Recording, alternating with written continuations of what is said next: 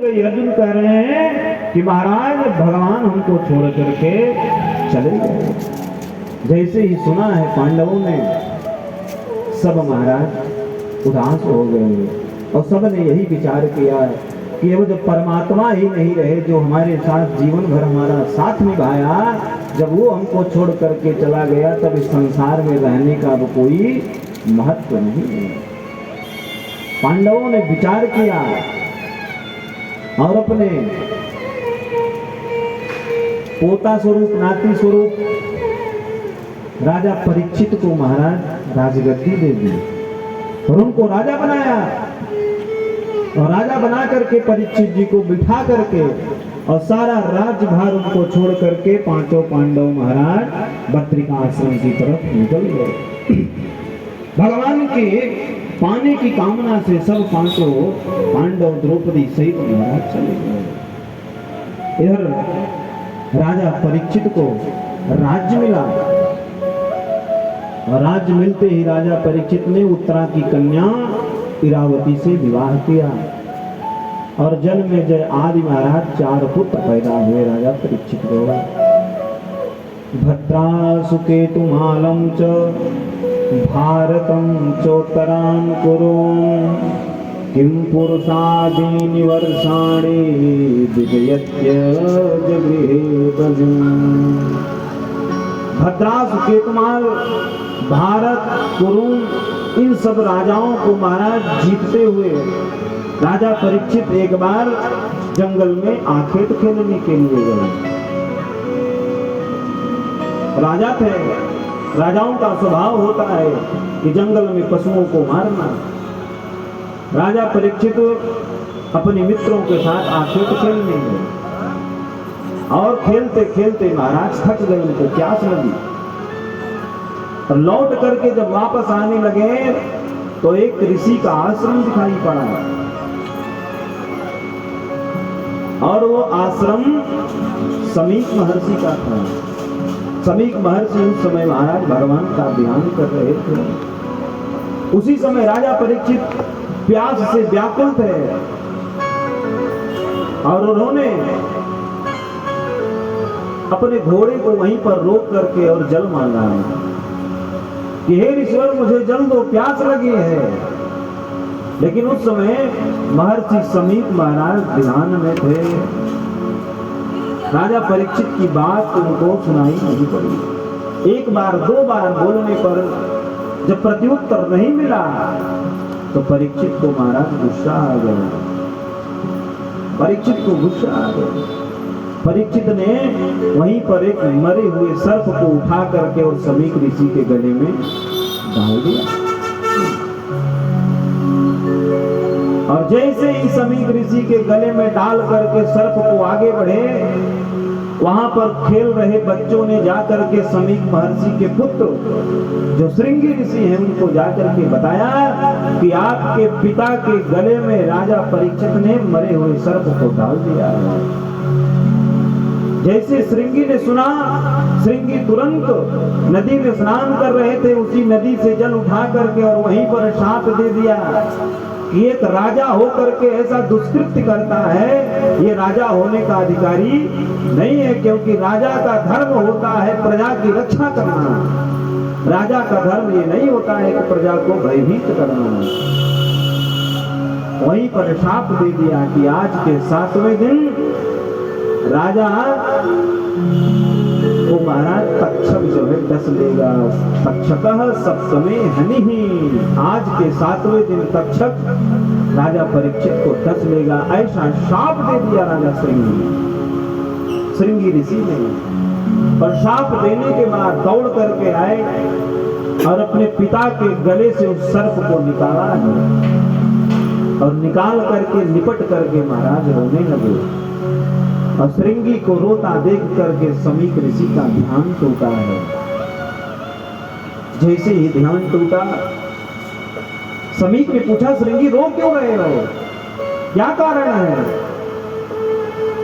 श्रृंगी ने बताया कि पिताश्री आपके गले में राजा परीक्षित ने सर्प डाल दिया था मरा हुआ, और मैंने उन्हें शाप दे दिया है कि आज के 7वें दिन उन्हें तक्षक डस गए। समीक ने माथा पीटते हुए कहा, हा राम, हे श्रृंगी, तुमने ये क्या किया? तुमको पता है राजा परीक्षित हमारे इस देश के राजा हैं और तुमने राजा को श्राप दे दिया। अगर जिस देश में, जिस प्रदेश में राजा नहीं होता, उस देश की रक्षा करने वाला कोई नहीं रहता। उस देश में चोर, उचक्के, गुंडा, ये सब महाराज बढ़ जाते हैं। अगर प्रदेश का राजा मजबूत न हो तो प्रदेश सुरक्षित नहीं रहता है। हमारे प्रदेश को आज देख लीजिए, वर्तमान में हमने अच्छे राजा का चुनाव किया, इसलिए आज हमारा प्रदेश चकाचक है। राजा अच्छा नहीं होता है तो प्रदेश में हमेशा चोरी डकैती ही होती रहती है। समीक ने कहा कि बिना राजा के प्रदेश चलने वाला नहीं है, तुमने ये क्या किया? अब तो श्राप महाराज वापस हो नहीं सकता। श्राप तो दे दिया है, अब उसको वापस तो हो नहीं सकता। तो कम से कम इतना तो करो कि राजा परीक्षित को जा करके बता तो दो कि आपको श्राप मिल गया है, आज से 7वें दिन आपकी मृत्यु होगी। राजा परीक्षित अपने कल्याण के लिए कुछ तो कर ले। और जैसे ही श्रृंगी ऋषि ने सोचा है बताने के लिए, उनके एक गौरमुख नाम के शिष्य वहीं पर खड़े हुए थे। समीक महर्षि के कहने पर गौरमुख महाराज तुरंत राजा परीक्षित के यहाँ जाते हैं। इधर राजा परीक्षित जैसे ही अपने कमरे में पहुंचते हैं महाराज, और उस मुकुट को उतार करके जैसे रखते हैं, क्योंकि वो मुकुट में कलयुग का वास था। राजा परीक्षित ने जब कलयुग को मारने के लिए दौड़े तो कलयुग ने महाराज राजा परीक्षित की शरण में आकर के माफी मांगने लगा। हे प्रभु, मैं कहां पर जाऊं? ये तो पूरा राज्य ही आपका है, मुझे रहने का कोई स्थान दे दो। तब राजा परीक्षित ने 4 स्थानों को दिया था कि जहां पर मदिरापान होता हो, जहां पर गौ की हत्या होती हो, जहां पर जुआ खेला जाता हो, जहां पर वैश्याओं का गमन होता हो, इन 4 स्थानों पर तुम जाकर के रहो, तुम्हें कोई डिस्टर्ब करने नहीं जाएगा। कलयुग ने कहा कि वाह प्रभु, आपके राज्य में हमको ये 4 स्थान मिला, लेकिन चारों खराब ही है। कम से कम एक स्थान तो बढ़िया दे देते जहां पर मैं भी चकाचक निवास कर सकता। कलयुग के कहने पर राजा परीक्षित ने महाराज सोने में रहने का आदेश दे दिया कि तुम जाकर के स्वर्ण में रहो, सोने में रहो। अब सोचोगे कि सोना में अगर कलयुग रहता है तब भगवान का भी एक नाम है हिरण्यगर्भ। हिरण्यगर्भ माने, हिरण्य माने सोना, गर्भ माने निवास करने वाला, जो सोने में निवास करता है, ऐसे भगवान विष्णु। तो जब भगवान विष्णु जहां पर निवास करते हैं वहां पर कलयुग का निवास कैसे हो सकता है? ये तो असंभव है। जहां राम तहाँ काम नहीं, जहां पर कलयुग वहां पर भगवान, दोनों एक साथ कैसे रह सकते हैं? फिर कहा ऐसे नहीं, जो अपने मेहनत से, अपने खून पसीने की कमाई से जो सोना खरीदा जाता है उसमें भगवान का वास होता है। लेकिन जो दूसरे का चुरा करके, जो दूसरे से छीन करके, जो दूसरे को मार करके उसका सोना छीन करके लाया जाता है, उसमें भगवान का वास नहीं होता, उसमें कलयुग का ही वास होता है। अब राजा परीक्षित जिस मुकुट को पहने हुए थे वो मुकुट किसी और का नहीं, वो मुकुट जरासंध का था, जिसको भीम दादा ने 27 दिन तक लड़ाई लड़ करके मार करके और उस मुकुट को ले आकर के महाराज अपने नाती यानी परीक्षित को पहनाया था। और जैसे ही कलयुग ने कलयुग को सोने में रहने का वास स्थान दिया, तुरंत वो कलयुग जाकर के राजा परीक्षित के सिर पर बैठ गया। और जिसके सिर पर कलयुग बैठ जाए तो वो तांडव ही करता है और कोई दूसरा कार्य नहीं करता। आज जैसे ही परीक्षित ने उस मुकुट को उतार करके अपने कमरे में रखा, माथा हल्का हुआ, तब उन्होंने विचार किया कि मैंने जो समीक के साथ किया वो बहुत अभद्र व्यवहार था, ऐसा हमको नहीं करना चाहिए था, मैंने बहुत गलत कृत्य किया है, इसका मुझे प्रायश्चित करना चाहिए। राजा परीक्षित सोच ही रहे थे, तभी पीछे से गौरमुख शिष्य आ पहुंचे।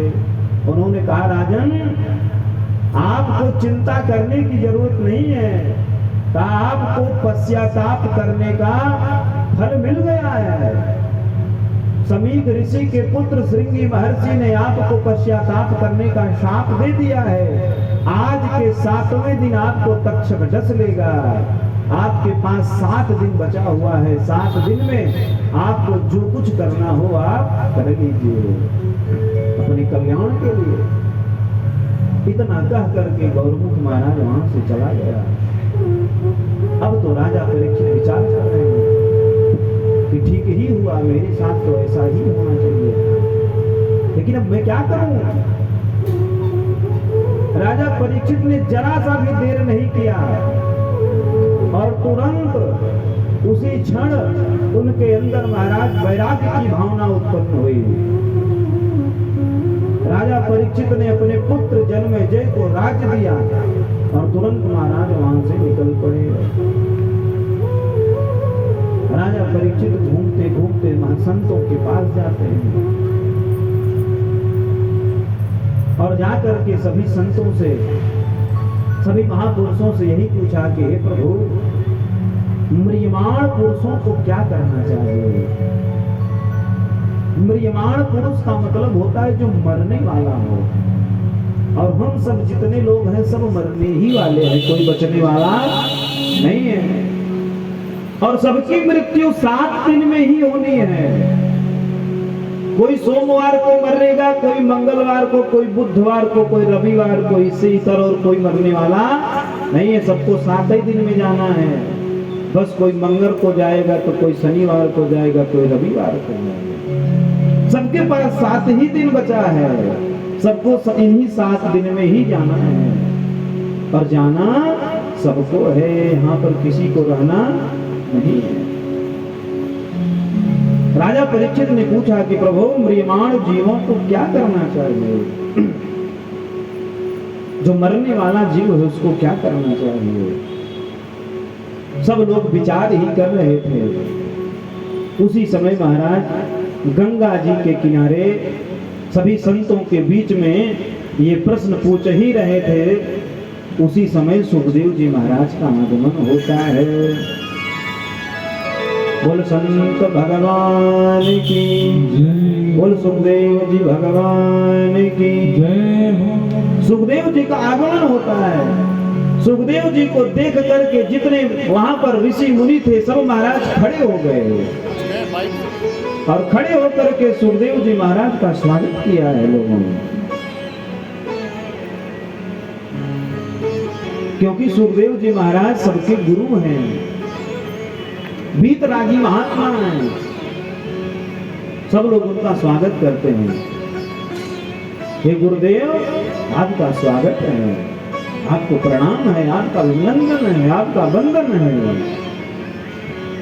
सुखदेव जी महाराज का सभी ने स्वागत किया है और स्वागत करने के बाद राजा परीक्षित ने सुखदेव जी को उच्च आसन पर महाराज बिठाया है और उसके बाद उनका पंचोपचार पूजन किया। पूजन करने के बाद सुखदेव जी महाराज से राजा परीक्षित ने यही प्रश्न पूछा, प्रभु, म्रियमाण मनुष्य को क्या करना चाहिए।